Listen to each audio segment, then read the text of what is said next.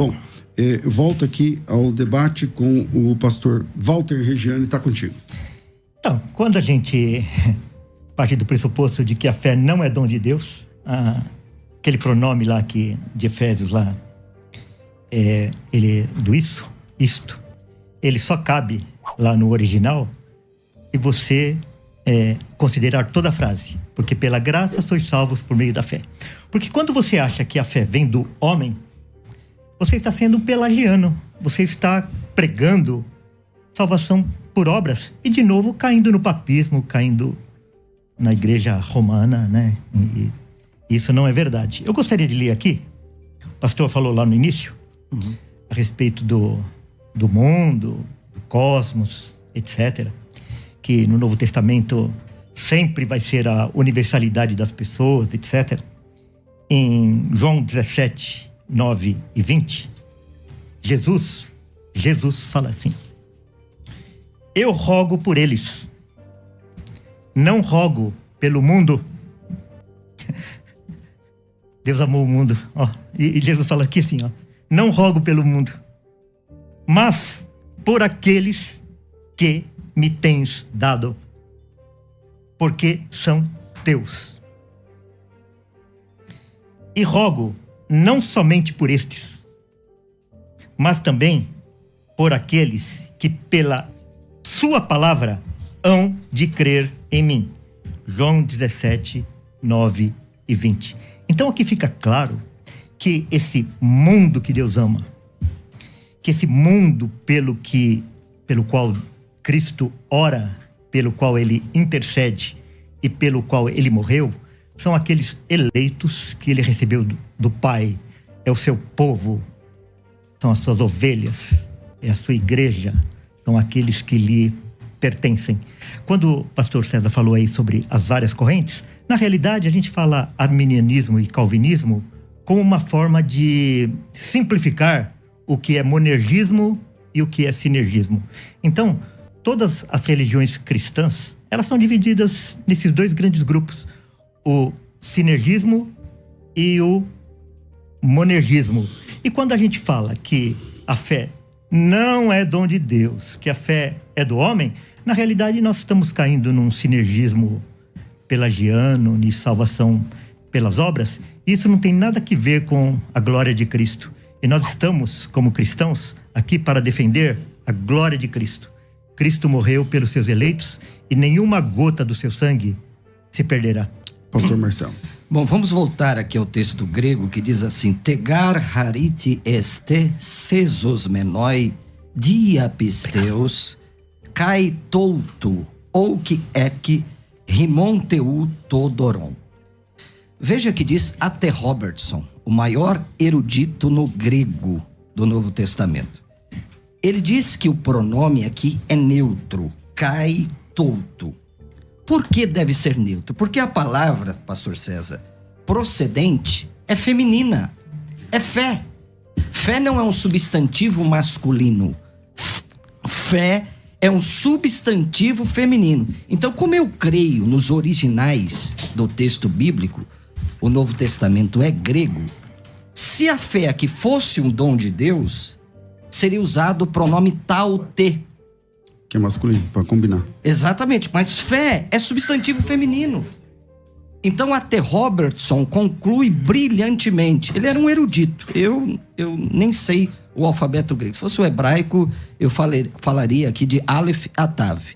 Então ele diz assim: graça é departamento de Deus e a fé é nossa, porque é nós que temos que colocar a fé nele. Isso não é papismo, isso não é catolicismo, é tudo ismo, isso é Bíblia.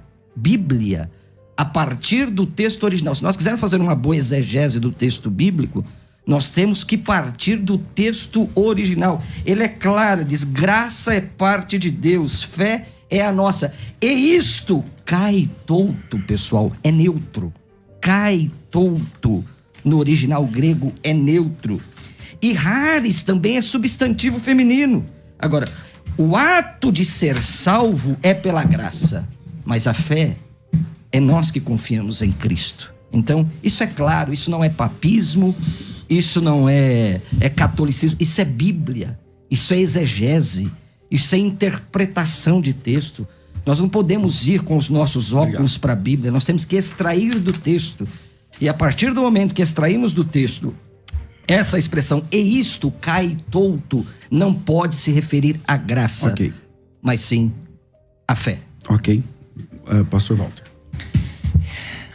Irmãos, nós temos várias ferramentas que a gente pode utilizar para aprendermos, para extrairmos da Bíblia toda a mensagem que o Espírito Santo quis nos passar, mas a gente não pode usar a ferramenta contra Deus, contra Cristo, contra a sua palavra. Então, os originais, o hebraico, o aramaico, o grego, eles são ferramentas excelentes. Agora, tem uma tática que é chamada a tática do testemunha de Jeová. Aqui, ó. Tática do testemunha de Jeová. Qual que é a tática testemunha de Jeová? A tática testemunha de Jeová é usar as línguas originais para deturpar as escrituras. Então, quando a gente pega uma determinada palavra lá no grego e no hebraico, tem vários sinônimos.